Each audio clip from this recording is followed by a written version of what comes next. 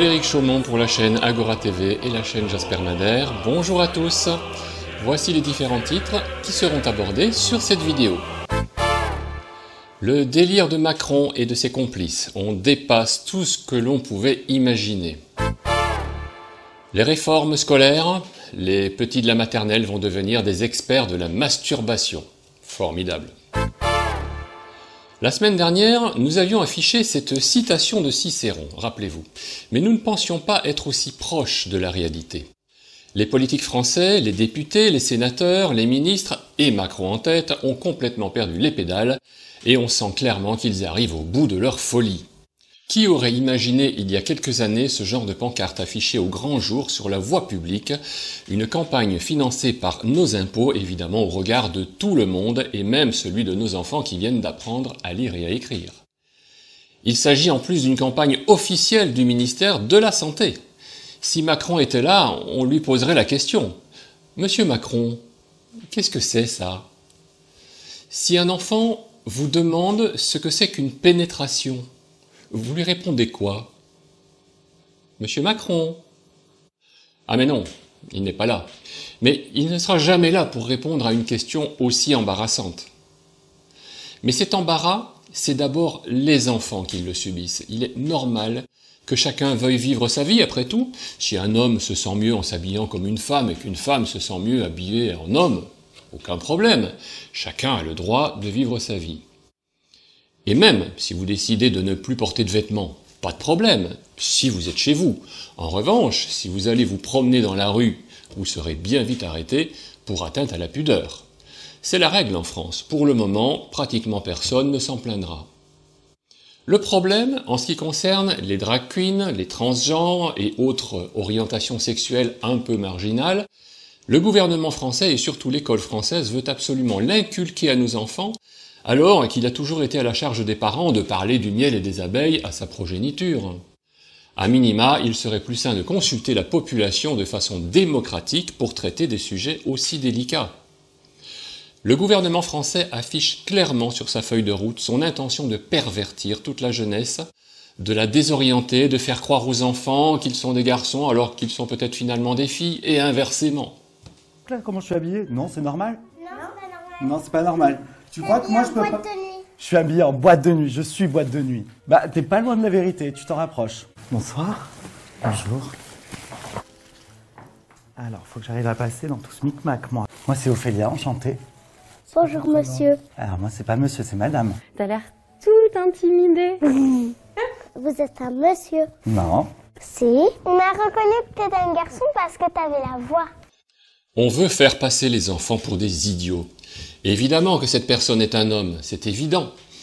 Et cet homme demande qu'on l'appelle madame. Jusqu'au bout, on va essayer de faire comprendre à l'enfant qu'il est dans l'erreur, alors que ses sens de la vue et de l'ouïe ne le trompent pas. Une voix grave, un visage masculin, c'est un homme. Une fois de plus, je m'adresse à Monsieur Macron, qui ne me répondra jamais. Monsieur Macron, quel est le but de cette démarche? Nous n'avons évidemment aucune réponse à espérer. J'aime bien jouer au Playmobil. Ouais. J'aime bien coiffer mes Barbies. Ouais. Et j'aime bien surtout faire des relookings à mes Barbies. Des relookings à tes Barbies. Tu la relookerais comme moi? Non. Allez, s'il te plaît. Non. Tu me fais une Barbie pour moi. Non. Le bon principe d'une bonne éducation serait peut-être qu'on foute la paix à nos enfants, au lieu de leur imposer des nouveaux clichés pour lesquels ils sont trop jeunes pour comprendre.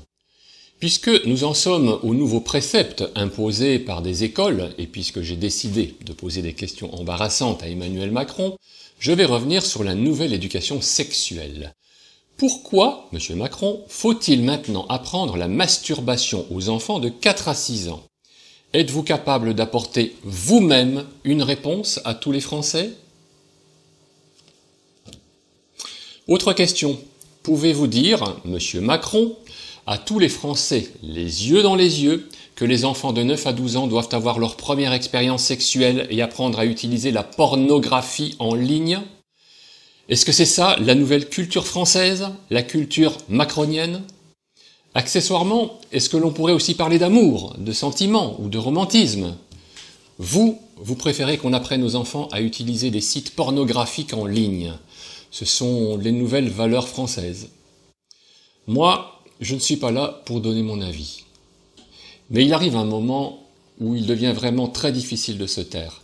Et je préfère donner mon avis avant le 24 août prochain.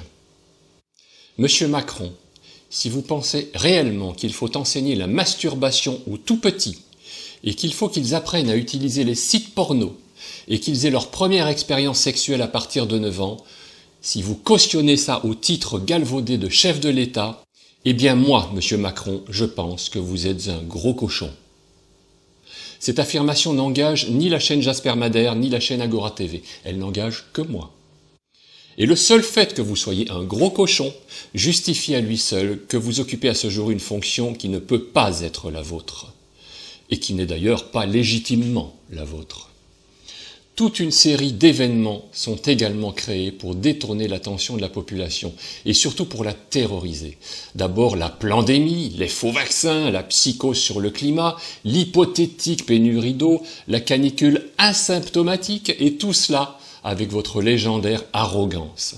Ça fonctionne ainsi. À vous, internautes, je vais vous rafraîchir la mémoire. Le 15 avril 2019, toute la France attendait frénétiquement une allocution de Macron pour la conclusion de son fameux grand débat. Rappelez-vous, le fameux grand débat, le grand monologue. Et là, tout à coup, sauvé par le gong, la cathédrale Notre-Dame prend feu. Les événements s'enchaînent merveilleusement bien. Et hop, oubliez le grand débat. Les Français sont trop occupés à pleurer un des fleurons historiques de leur pays. Avec tout ça, monsieur Macron, vous achetez la presse française avec nos impôts. C'est un peu pour ça que nous sommes là aussi. Le peuple a le droit à la vérité et on lui ment d'une façon monstrueuse. Toutefois, nous allons vous repasser un extrait de JT de Canal 10, la chaîne guadeloupéenne sur laquelle Harold Luce nous fait un portrait du pire président de tous les temps. Et franchement, ça fait du bien d'entendre un journaliste qui ose tout dire sans le moindre filtre. Ouvrez vos oreilles et faites-vous plaisir. Effectivement, Emmanuel Macron est sans doute le pire président de la République de tous les temps. La période Covid reste gravée dans les esprits et c'est sans compter les scandales à venir dans quelques années. 2 ans de coercition, d'obligations, de contraintes, de mesures absurdes sous couvert de révolution scientifique avec un vaccin tout puissant, 2 ans de mensonges, de gabegie financière avec 400 milliards d'euros dépensés pour une maladie qui a moins tué que la gestion de crise en elle-même, 2 ans sans débat contradictoire où des spécialistes et experts en santé ont littéralement mis leurs confrères au banc de la société comme des parias complotistes. Tout ça, ça doit se payer à un moment donné. Oui, il faudra qu'il paye un jour. Quand on détient le titre du pire président de la République de tous les temps, il y a forcément une facture à la clé. Le 19 juin dernier, André Berkoff recevait Béatrice Rosen. Cette jeune actrice franco-américaine répond au micro sur des sujets qui dérangent, des sujets sur lesquels les artistes sont plutôt réservés d'habitude. Qu'est-ce que vous pensez de cette espèce d'effet différent dans les écoles? Alors moi je veux bien vivre la sexualité, mais à 8 ans, 10 ans, 6 ans, c'est quoi? Alors, pour moi, effectivement, je prends des avis qui sont assez tranchés et pas forcément ceux qu'on attend de gens de mon métier. Mais je trouve que là, on atteint vraiment un trop-plein.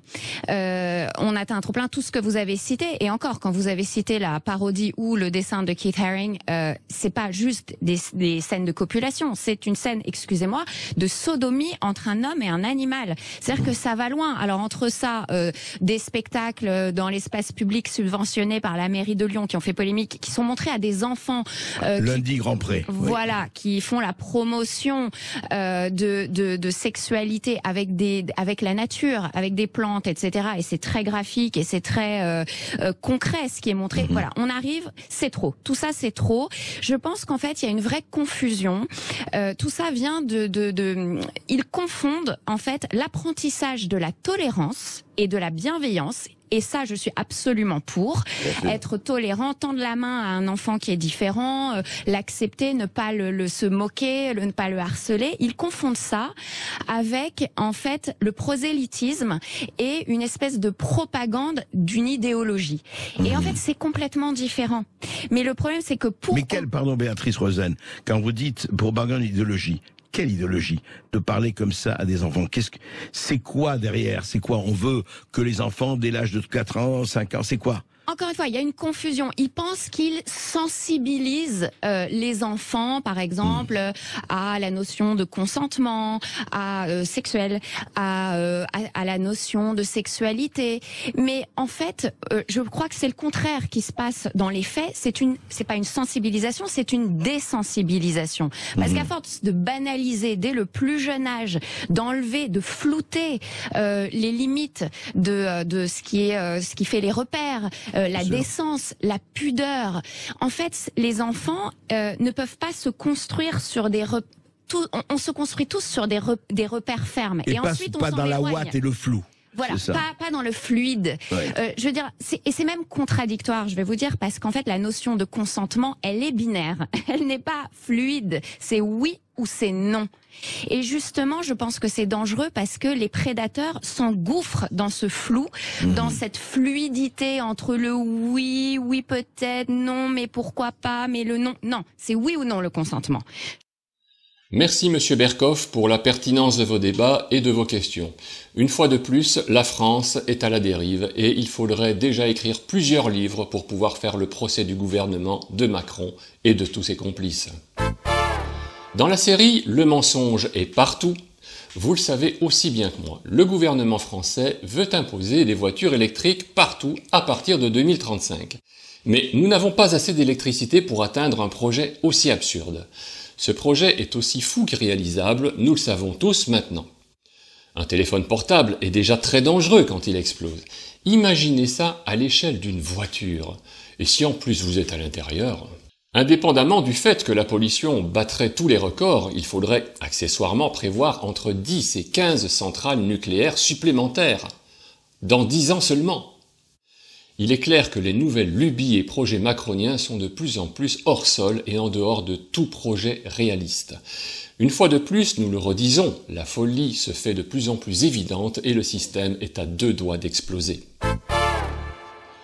Avant de conclure cette vidéo, je voudrais vous rappeler que la nouvelle loi européenne sur la censure des réseaux sociaux va nous obliger à prendre de nouvelles dispositions afin que l'on puisse continuer à crier la vérité par vidéo et par tout autre moyen possible sur Internet. La Russie nous tend la main, puisque ce pays nous propose une nouvelle version de sa plateforme vidéo TVS 24. Il ne s'en cache pas, c'est bien pour nous aider à compenser la censure sauvage de l'Union européenne. Nous les remercions, bien évidemment. Vous trouverez dorénavant les vidéos de notre chaîne et celles d'Agora TV sur cet hébergement russe. Le lien est sous la vidéo, vous l'avez deviné. Donc si vous avez des difficultés à visionner nos vidéos à partir d'aujourd'hui et surtout à partir du 24 août 2023, pensez à mémoriser notre chaîne dans vos favoris. Comme d'habitude, les liens se trouveront aussi sur les sites veritécovid19.fr et agoratv.ch. En espérant que je pourrai encore produire de nouvelles vidéos sur cette chaîne pour vous informer, chères citoyennes et chers citoyens, je vous dis à très bientôt.